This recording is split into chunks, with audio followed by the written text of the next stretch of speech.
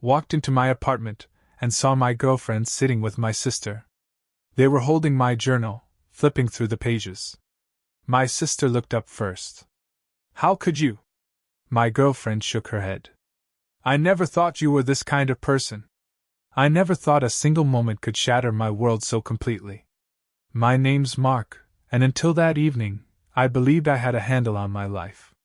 I was in a committed relationship with my girlfriend, Sarah, and shared a close bond with my younger sister, Jessica. We all lived in Chicago, a city that had been our home for years. But everything changed on that fateful Tuesday. After a grueling day at the advertising firm where I worked, I was eager to get home and relax. The sun had set, casting a dim glow over the city as I made my way through the familiar streets to my apartment in Lincoln Park. The neighborhood was usually bustling, but that evening, it felt unusually quiet. As I approached my building, I noticed something odd. The door to my apartment was slightly open. A chill ran down my spine. Had I forgotten to lock it?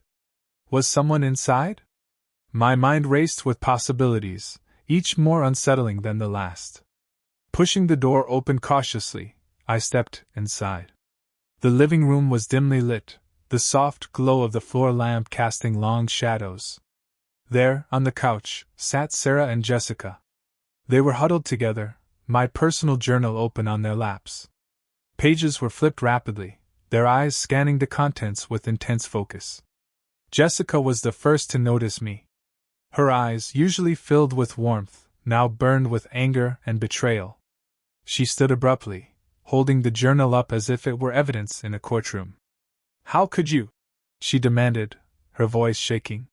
Sarah remained seated, tears streaming down her face. She looked up at me, her expression a mixture of hurt and disbelief. "I never thought you were this kind of person," she whispered. My heart pounded in my chest. Confusion clouded my thoughts. What had they read? What was in my journal that could evoke such strong reactions? "What's going on?" I asked, my voice barely above a whisper. "Why are you reading my journal?" Jessica stepped forward, thrusting the open journal towards me. Her finger pointed to a specific entry, the date marking it as several months old. "This," she said, her voice laced with accusation. "Care to explain this?" I took the journal from her trembling hands, my eyes scanning the familiar handwriting. The words blurred together as panic set in. Then, clarity struck like a lightning bolt. They had found the entry where I confessed to a mistake I had buried deep within me, a one-time, drunken lapse in judgment that I had sworn never to reveal. The memory of that night came flooding back. It was during a business trip to New York. The city was alive with energy, and after a successful presentation, my colleagues and I decided to celebrate. One drink led to another, and before I knew it, I was in a situation I never imagined I'd find myself in. The guilt was immediate and overwhelming. I loved Sarah deeply and knew that what I had done was a betrayal of her trust. Unable to confide in anyone, I turned to my journal, pouring out my remorse and self-loathing onto its pages. Now, standing in my living room, confronted by the two women I cared about most, I felt exposed and vulnerable. "Jessica, Sarah, please," I began, my voice trembling. "Let me explain." Jessica's eyes narrowed. She crossed her arms over her chest, her stance defensive. "Explain?" she echoed. "You cheated on Sarah and didn't think to tell her? You betrayed her trust and mine." Sarah's sobs grew louder. She buried her face in her hands, her shoulders shaking with the weight of her emotions. "I trusted you," she said between sobs. "I loved you." I took a step forward, desperate to reach out to her, to offer some form of comfort. But she recoiled, her body language erecting a barrier between us. "Don't," she said firmly. "Just don't." The room fell into a heavy silence, the only sounds being Sarah's muffled cries and the distant hum of the city outside. Jessica broke the silence, her tone cold and resolute. "Get out," she said. "Give Sarah some space." I hesitated, my heart aching. I wanted to stay, to make things right, but I knew that my presence was only causing more pain. Nodding slowly, I placed the journal on the coffee table and turned to leave. As I stepped out into a hallway, the door closed behind me with a finality that echoed in my chest. The weight of my actions bore down on me, each step away from the apartment feeling heavier than the last. The days that followed were a blur. I reached out to Sarah multiple times, leaving voicemails and sending texts, each more apologetic than the last. But the silence was deafening. Jessica was equally unyielding, her absence speaking volumes. I spent countless hours reflecting on that night in New York, replaying every moment, every decision that led me to this point. The guilt was a constant companion, a shadow that refused to leave. I knew that facing the consequences of my actions was the least I could do, but the uncertainty of what lay ahead was daunting. Eventually, Sarah agreed to meet. We met at a small coffee shop on the corner of Belmont and Clark. It was the kind of place we used to visit on quiet Sunday mornings. Familiar, but now everything felt different. The air between us was thick. Sarah looked tired. She wasn't wearing makeup, which she usually did when we met in public. Her eyes were puffy, like she hadn't slept. Mine probably looked the same. She sat across from me but didn't smile. She didn't even say hello. "I don't know why I'm here," she said finally, looking down at her coffee. "Maybe I just needed to see if you'd lie to my face too." "I won't," I said quickly. "I'll tell you anything you want to know. I'll answer anything." She looked up, straight into my eyes, and asked, "Did you sleep with her more than once?" That question hit like a hammer. The answer was no, but it didn't make the truth any easier. No. It happened one time. I was drunk. I didn't plan it. I hated myself right after. She stared at me like she was trying to see if I flinched. "Was it someone you knew?" My silence answered that before I could speak. Her face changed. Something cracked behind her eyes. "Who?" she asked, voice flat. "I didn't want you to find out like this." "Who?" she snapped, louder now. A couple at the next table glanced at us. I lowered my voice. "It was Maya." She went still. Her lips parted a little, but no words came out. "Maya?" she said finally. "Maya, your coworker? The one you told me not to worry about?" I nodded, ashamed. She laughed. It was sharp and cold. "You lied to my face for months. You told me nothing ever happened. That she was just a friend." "I know. I know. I didn't know how to tell you. I wanted to bury it and move forward." Her hands were trembling slightly as she clutched her cup. "And what? Just pretend it didn't happen? What if I never read your journal, huh? Were you ever going to tell me?" I didn't answer because we both knew the truth. She pushed back her chair and stood up. "I can't do this right now," she said. "I need to go." She walked out without looking back. That same night, I got a call from Jessica. She hadn't spoken to me since that night in the apartment. "Meet me at Dad's," she said. "We need to talk." When I got there, she was waiting on the porch with her arms crossed. It was cold, but she didn't seem to notice. "She told me," Jessica said as I stepped up. "She told me it was Maya." "I know. You're such an idiot, Mark." "Maya? Seriously? The girl who flirted with you at Mom's birthday dinner?" "I didn't mean, don't say you didn't mean for it to happen." "That's what cowards say." "I didn't say anything. I deserve that." Jessica paced the porch a little before turning back to me. "You know what hurts most?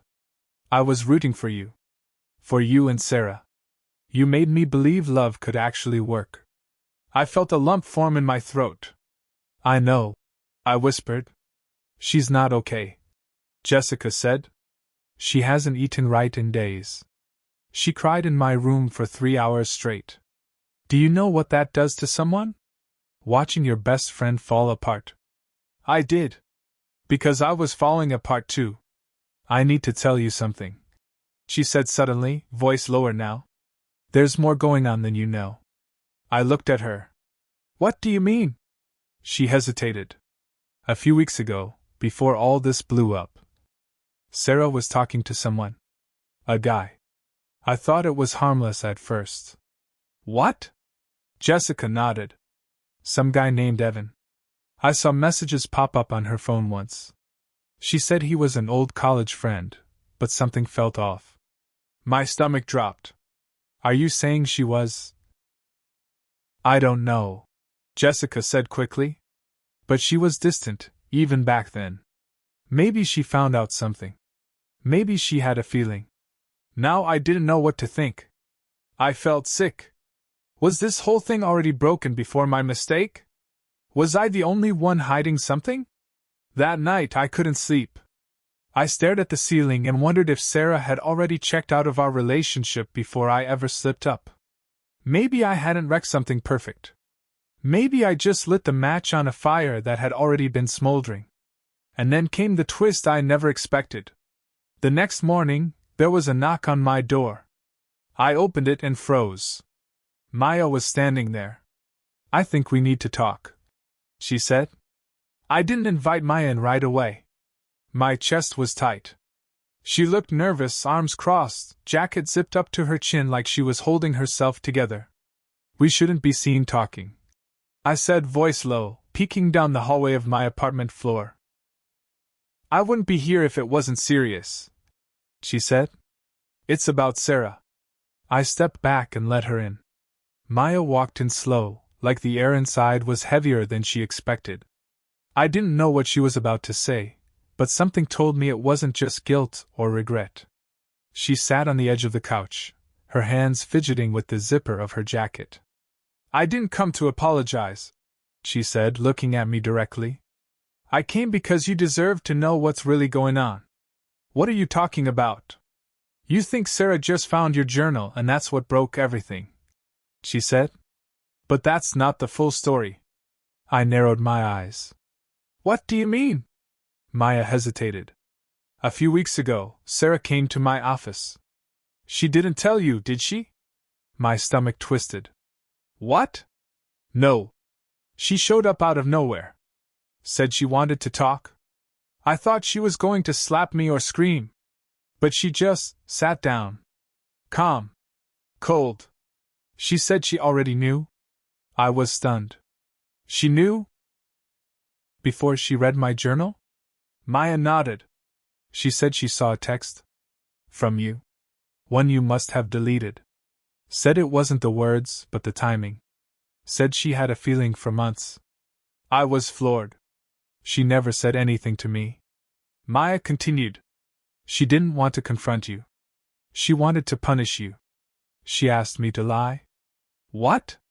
She wanted me to get close again. To pretend I still wanted something.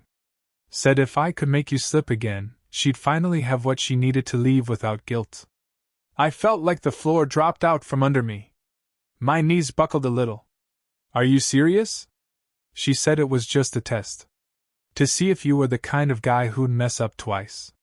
She said if you turned me down, maybe she'd forgive you. I sank into the chair across from her, the room spinning. She set me up? I whispered. Maya didn't answer. She just nodded. I sat there speechless. Angry. Hurt. But also confused. Was this revenge? Or had Sarah really wanted a reason to walk away? Then Maya leaned forward. But that's not why I'm here, she said. There's something else. I looked at her. What? Evan. The name hit me like a second punch. You know him? I met him. Once. He showed up at a work happy hour. I didn't think anything of it until I saw him again. Where? At Sarah's apartment. Last week. He had a key. I sat straight up. What? I was walking by, heading to my friend's place down the street. I saw him go in. She opened the door, smiled, and kissed him. Not a friendly kiss. I felt everything inside me go cold. You're lying. I wish I was. But you deserve the truth. I leaned forward, elbows on my knees, trying to breathe. Trying to make sense of it all. Sarah had already known. She'd played a long game to catch me in something worse. And while she was doing that, she was seeing someone else? Jessica had warned me. I just didn't want to believe it. I looked at Maya. Why are you telling me this now? Because I'm tired of being part of this mess. I made a mistake. You made a mistake. But she's not innocent, Mark. And I think you need to stop punishing yourself like you're the only one who did something wrong. I couldn't speak. My hands were shaking. My thoughts were racing. This wasn't just about me anymore. This wasn't a simple story of betrayal. This was something bigger, uglier. Everything I thought I knew about Sarah was unraveling. And the worst part? I wasn't sure of who I was more angry at anymore, myself or her. And then my phone buzzed. It was Jessica. Jessica, call me now. It's urgent. I looked at Maya, who had gone pale. What now? I muttered, already dialing. My hands were still shaking as I hit the call button. Jessica? I answered, heart pounding. What's going on? Her voice was panicked. You need to come to Mom's house. Now. Sarah's here. Evan showed up. What? They're fighting. Loud. I don't even know how they all ended up here, but this is bad, Mark. I didn't wait to hear more. I grabbed my coat and bolted out the door, leaving Maya sitting on my couch with her head in her hands. I should have cared what that meant, but right then, my brain was locked on one thing: Sarah. Evan. At my mom's house? When I pulled up, I could hear yelling from the driveway. My mom's porch lights were on, and the front door was wide open. I stepped inside, and it was chaos. Sarah was standing in the middle of the living room, arms flailing, eyes red and wild. Evan was near the fireplace, hands clenched at his sides, jaw tight. Jessica was between them, trying to calm things down. My mom stood at the edge of the room, horrified, clutching a dish towel like it could stop the emotional bleeding. You don't get to judge me. Sarah screamed at Evan. You knew what this was. You always knew. I didn't think you'd use me to get back at him. Evan snapped, pointing toward me the second I stepped in. The room went still. Sarah turned and locked eyes with me. Her expression shifted. Not guilt. Not fear. Just tired. You told him? She asked me, voice flat. I stepped forward slowly. No. Maya did. Jessica looked between us, all confused. Wait. Someone start making sense. Sarah laughed bitterly. What do you want to know, Jess? That I found out months ago? That I read his texts when he left his laptop open? That I knew about Maya before the journal? Jessica looked at me.